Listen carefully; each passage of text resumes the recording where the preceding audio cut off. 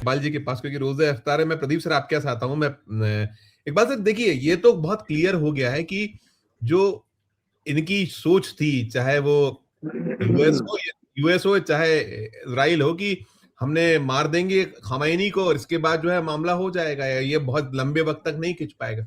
चौथा दिन है और अब तो ट्रंप का, जो मैं बयान की बात कर रहा था, कल कह रहे थे कि 3-4 हफ्ते से ज्यादा लग सकते हैं। और ये जो विड्रॉवल की स्थिति की अपने देश के लोगों की, कि आप छोड़िए आ जाइए, दूतावासों पर ताले, ये क्या क्या है? और फिर क्या मिडिल ईस्ट को फंसा लिया है पूरी तरीके से इन दोनों ने मिलकर? बुरी हो गया है वहां जो अशांति इस कदर है, और हमारे 90 लाख भारतीय, 1 करोड़ के लगभग भारतीय फंसे हुए हैं। अब आज थोड़ा सा निकला है कि हम कुवैत से बात हो रही कि भेजिए, निकालिए, लेकिन उसके पहले हमारे फ्लाइट चलना शुरू हो गए थे, जो हम करते हैं। मैं देख रहा था जो गोदी मीडिया उसको हाइप देना शुरू कर दिया था कि हमारे देश ने इस तरीके से। चौथा दिन है आज। सब पर आपका अपना एक ओपिनियन। धन्यवाद संजीव जी। देखिए, सबसे बड़ी बात है कि 75 बार से ज़्यादा जो है डोनाल्ड ट्रंप ने ये कहा था कि भारत की और पाकिस्तान का युद्ध जो है उसने रुकाया, जो अपने ही साथ में हो रहे युद्ध को रुका नहीं पा रहा है। और अब वो कह रहा है कि अगर ईरान चाहे तो समझौता हो सकता है, जिसको लेकर के ईरान ने साफ तौर पर मना कर दिया है कि हम ना बातचीत किए हैं, ना करने के मूड में। दूसरा जो आपने कहा, एडवाइजरी जो जारी की है 13 कंट्रीज के अंदर अमेरिकन को के तुरंत जो फ्लाइट मिलती है लेकर के भागे। दूसरा जो 4 हफ्ते की बात शुरू हुई थी, 5 से 6 हफ्ते की बात कर रहे हैं। अभी कहना है उनका कि कुछ और जाने भी जा सकती है। अमेरिका में और इसराइल में जान की बड़ी कीमत है। आप इसको मान के चलिए, बुरा जो है ना वो मौत से बड़ा डरता है। और इसराइल का मामला, नहीं, अपना माफ कीजिएगा, ईरान। वहां जो कफिन्स जाते हैं, वो बहुत बहुत ही उसकी बहुत निंदा होती है, मैं आपको वही बता रहा हूँ। तो जवाबदेह होती है उसके सरकार। अंदर वहीं ईरान का मामला ऐसा है कि ईरान हो या अरब हो या मुस्लिम के अंदर शहादत को बहुत बड़ा माना जाता है। यही एक कारण था कि खमैनी साहब ने ये कहा था कि मैं लड़ना पसंद करूंगा, छिपना नहीं। और वो जो शहादत है जिसको लेकर के एक रिजीम चेंज करने का मामला माना जा रहा था, वो बिल्कुल इसका उलट हो गया। देखिए, आपको याद होगा कि जो अमेरिकन आर्मी के जो चीफ थे, उन्होंने कुछ दिन पहले ही कहा था कि ईरान के साथ में उन्हें घाई नहीं करनी चाहिए, लड़ाई नहीं करनी चाहिए, जिसको मजाक के अंदर ट्रंप ने लिया था। और ट्रंप ने कहा था ऐसा कुछ भी नहीं है, ऐसा कोई बयान दिया नहीं गया है। और अभी तो बात साफ होने लग गई है कि अमेरिका मान रहा है कि इस पूरे मामले के अंदर इसराइल के कहने पर जो है वो प्रेशर के अंदर, ये मामले के अंदर घाई के अंदर अटैक किया गया है। हालांकि पेंटागन ने भी ये साफ कर दिया है कांग्रेस के अंदर कि ईरान की तरफ से कोई भी अमेरिका में हमला हो, ऐसी परिस्थिति नहीं थी, जिसको लेकर के अब आने वाले दिनों के अंदर, यानी कि जो 4 तारीख कल है, वहां सेनेट के अंदर भी काफी हंगामा इन सारी चीजों को लेके हो सकता है। और ये कहा जा सकता है कि किस बेस पर ये सारी चीजें की गई है। हालांकि देखिए, इस पूरे मामले के अंदर शुरुआत में ये कहा गया था कि रिजीम चेंज जैसे ही वो खमैनी साहब मारे जाते हैं, तुरंत लोग सड़कों पे आएंगे और आपकी जय जयकार होगी और रिजीम चेंज हो जाएगा। लेकिन हो गया उसके उलट। दुनिया भर के अंदर उसके खिलाफ जो है लोग आ गए, और अमेरिका के लिए अब इतनी बड़ी मुसीबत बन गई है कि अब उनका कहना है कि और भी जाने जा सकती है, हो सकता है कि हमें अपनी आर्मी उतारनी पड़े। देखिए, मैं आपको बता दूं कि अगर ये आर्मी उतारते हैं तो ये गोंद का समंदर हो जाएगा इनके लिए। ये जाएंगे अपनी मर्जी से, फिर आना पता नहीं किसकी मर्जी से होगा। ये सेम इनके लिए अफगानिस्तान, वियतनाम बन जाएगा। तो ये हालात अमेरिका की वहां हो जाएगी। यहाँ पर अमेरिका ये चाहता है कि मार के मैं भाग जाऊं, वहीं ईरान जो है उसको रीजनल वार में लेना चाहता है, और उसने रीजनल वार को एक तरीके से घेर लिया है। अभी जो अरब्स है वो परेशान है कि अभी तक तो जो है हमले वो बेसिस पे हो रहे हैं, और अभी अगर ये युद्ध खत्म भी होगा तो आप ये ध्यान रखिएगा कि सारे ही जो अरब कंट्री है धीरे से अमेरिका को कहेंगे कि अपने जो बेसिस है वो हटा दो। तो अब इन सारी चीजों को लेकर के आने वाले दिनों के लिए ट्रंप के लिए बहुत बड़ी मुसीबत जो है वो बनती जाएगी। और डेट टू अमेरिका वाला जो मामला है, जो ईरान से स्लोगन निकला है, ये शिया वर्ल्ड हो और सुन्नी वर्ल्ड हो, हर जगह एक तरीके से धीरे धीरे करके फैलता जा रहा है। हालांकि इस पूरे मामले के अंदर 8 लाशें, 8 मौतें जो है कबूल की है, और ईरान का कहना है कि उसने 560 से लोगों को मारा या घायल किया है, वहीं 29 एयरक्राफ्ट जो है वो तबाह किए है। हालांकि तो इनका कहना है कि 3 जो हुए हैं वो भी फ्रेंडली हुए हैं, F-35 और F-15 वगैरह में। और रही इसराइल की बात, जैसा अजय जी ने भी कहा था कि इसराइल जेनोसाइड के अंदर बहुत तो फेमस है। चाहे स्कूल हो, चाहे अस्पताल हो, बच्चे हो, वो हर जगह अपने आप को बचाने के लिए ये जो हमला है वो कर सकता है। उनका मानना है कि उसे ग्रेटर इज़राइल बनाना है, उसके अंदर क्या कीमत से कैसे की जाए, उससे उसकी कोई कीमत नहीं है। हालाँकि चर्चा ये भी की जा रही है कि एप्स्टीन फाइल्स का जो मामला खुल रहा था, उसको लेकर के, टैरिफ के मामले को लेकर के इस तरह की जंग को जो शुरुआत की गई है। लेकिन हमको ये बात भी नहीं भूलनी चाहिए कि एप्स्टीन की जो वाइफ़ है, या डोनाल्ड ट्रंप की जो शादी हुई थी, उनकी पत्नी के साथ वो शादी कराने वाले भी एप्स्टीन ही थे। किसी और ने शादी नहीं कराई थी, एप्स्टीन ही वो मिडलमैन थे जिसने इन सारी चीज़ों को लेकर के शादी करवाई थी। अब दुनिया जिस तरीके से समझ रही थी कि ये 4 दिन, 8 दिन में हो जाएगा, ये मामला धीरे-धीरे संजीव जी बहुत ही हालात बिगड़ते जा रहे हैं। अरब के मिडल ईस्ट के अंदर बहुत हालात खराब है। स्ट्रेट ऑफ हॉर्मुज़ जो है जिस तरीके से बंद कर दिया गया है, उसके लिए चिंता सबसे बड़ी इंडिया के लिए हो गई है। उसकी वजह है कि हम जो प्रधानमंत्री हमारे विज़िट के लिए गए थे, तो उन्होंने ये संकेत दिया कि वो इज़राइल के साथ है, और इतने बड़े हादसे के बाद भी आप देखिए कि एक भी कोई जो मैसेज है ट्विटर से उन्होंने नहीं किया है कि ये दुनिया के अंदर गलत हुआ। यही एक कारण है जिसको लेकर के आने वाले दिनों के अंदर जिस तरीके से चैन सप्लाई रोकी गई है, तो ये डर एक माना जाता है कि अगर भारत तेल की सप्लाई करता है तो उसके जहाज पे हमला हो सकता है। हालाँकि ये चीज़ें जो है चाइना के साथ या रशिया के साथ नहीं है, वो आसाम से चीज़ें आ रही है। अभी तक तो भले ही इंडिया के ऊपर जहाज़ों पे हमला नहीं हुआ है, लेकिन ये डर एक बना हुआ है। दूसरा आप देखिए कि विदेश मंत्री भी इस पूरे मामले को लेकर के खामोश है। चीज़ों समझ नहीं पा रहे हैं। अब तक भारत के अंदर राहुल गांधी के हिसाब से कॉम्प्रोमाइज़ प्रधानमंत्री थे। अब प्रेसिडेंट के ऊपर भी इसी तरीके से वहाँ ये आरोप लग रहे हैं अमेरिका के अंदर कि उन्होंने इज़राइल के साथ कॉम्प्रोमाइज़ होकर के किसी एक समझौते के तहत या किसी दबाव के तहत ये जो है वो काम किया है। तो ये कुल मिलाकर के लड़ाई जो है अमेरिका के हाथ से निकल गई है। वो जो चौधरी बन कर के सोच रहा था कि मैं फ़ौरन-फ़ौरन इन सारी चीज़ों को कर लूँगा, वो चीज़ों को लेकर के वो अब मात खा चुका है। और दूसरा जिस तरीके से ये ड्रोन्स और मिसाइल्स मारे जा रहे हैं, जिस तरीके से कहा है कि 700 से ज़्यादा ड्रोन्स और बैलिस्टिक मिसाइल मारे हैं। अब तो अजय जी ने जैसे कहा कि मार्को रूबियो खुद भी मानते हैं कि जो इंटरसेप्ट है, उनकी बनाने की क्षमता उनके पास बहुत कम है, और ईरान की जो क्षमता ड्रोन्स और मिसाइल बनाने की है वो ज़्यादा है। तो ये साफ है कि आने वाले दिनों के अंदर अमेरिका जिस तरीके से हमले कर रहा है या बचाव अपना कर रहा है, तो आने वाले दिनों में उसकी मुसीबत बढ़ती जाएगी। वहीं उसके सामने अब चाहे तैवान का भी मसला है, उसे तैवान भी बचाना है, वहाँ अज़रबैजान बचाना है। तो ऐसे कई फील्ड्स है, अमेरिका को अपने आप को भी सेफ करना है। तो अमेरिका जो एक चौधरी की तरह हर जगह जाता था, अब आप देखिए कि जिस तरीके से उसके हथियार इज़राइल को बचाने में खर्च हो रहे हैं, वहाँ मिडल ईस्ट भी जो है, अब ये कल एक इंटरव्यू में उसने भी कह दिया कि इनका सारा फोकस जो है वो इज़राइल की तरफ है, हमारी तरफ नहीं है, भले ही बेसिस हमारे पास है। तो ये अरब के अंदर भी एक चीज़ खुल करके आ गई है, वो समझने लगे हैं कि उनका इस्तेमाल हो चुका है और उनकी दुश्मनी हो चुकी है। उन सारी ही चीज़ों को लेकर के आप देखिएगा कि आने वाले दिनों में इज़राइल का कुछ हो ना हो, लेकिन अमेरिका तबाह हो बर्बाद की कगार पर पूरी तरीके से आ चुका है।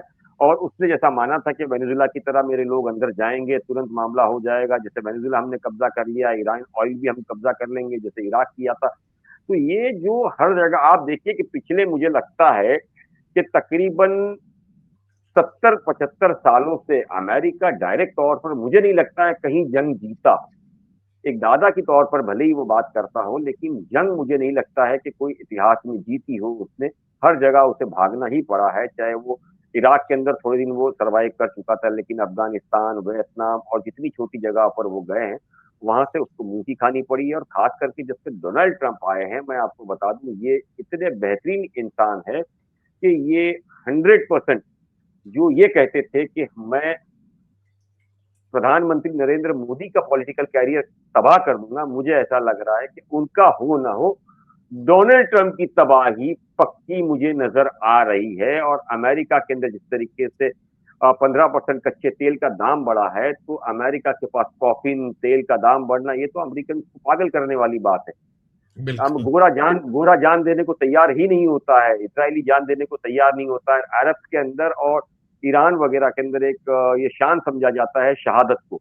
तो ये लड़ाई बहुत बड़ी मुसीबत बन जाएगी अमेरिका के लिए, और अगर उसके सैनिक उतर गए तो तब तो और बड़ी मुसीबत हो जाएगी संजीव। बिल्कुल, बिल्कुल, बिल्कुल। देखिए 2 चीज़ें हैं, बहुत इम्पोर्टेंट है। एक तो जो वहाँ निकल रहा है कि विद्रोह जैसे हालात तो हो गए।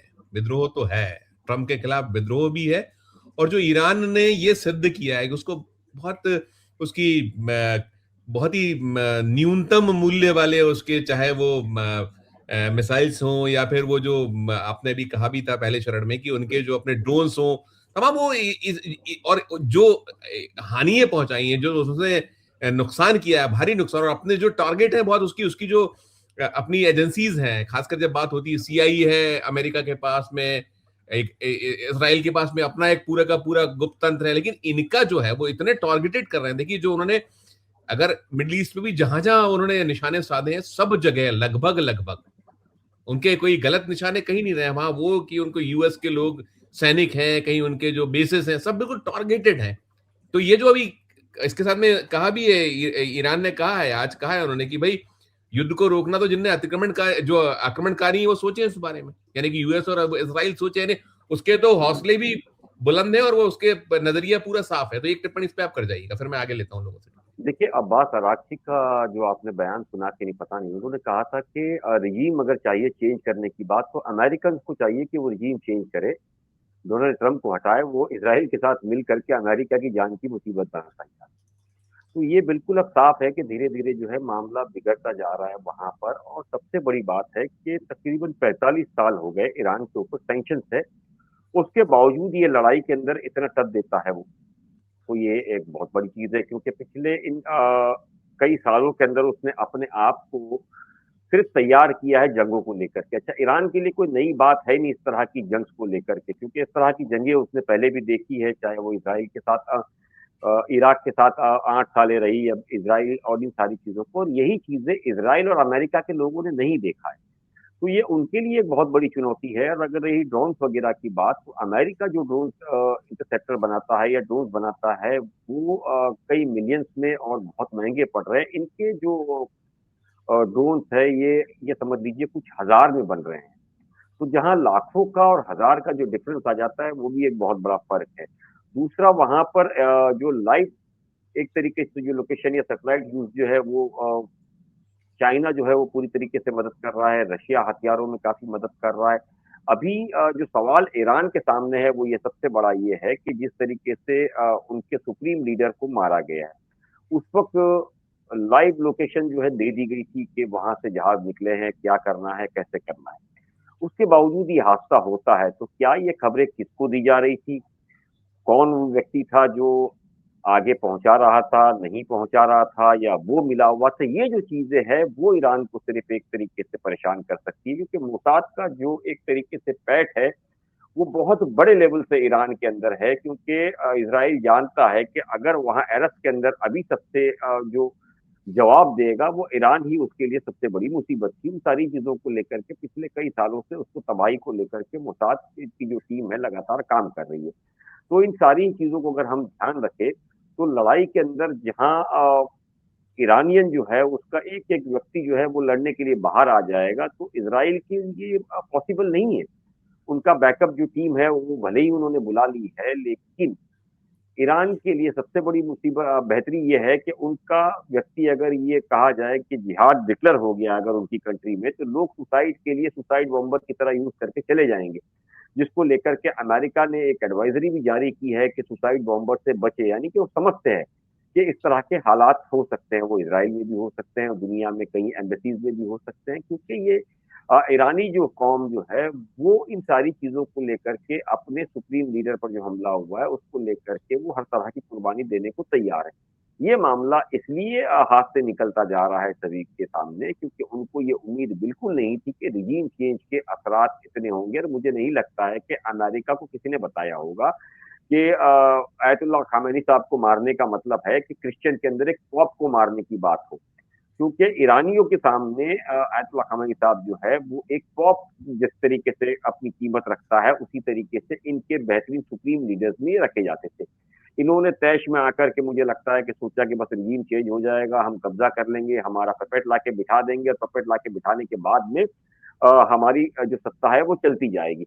ये सत्ता कब चल रही थी? 1970-71 के अंदर जो है जो पहलवी थे तब ठीक था। और निशिकांत दुबे ने भी एक जो कहा कि ईरानी जो है उस वक्त इसके खिलाफ थे, भारत के खिलाफ 1971 के अंदर, तो बात सही है। उसके अंदर रजा पहलवी जो थे, जो कि अमेरिका के पिट्ठू थे, वो उसके खिलाफ थे। और उस वक्त तो अमेरिका भी भारत के खिलाफ था और पाकिस्तान के सपोर्ट में था।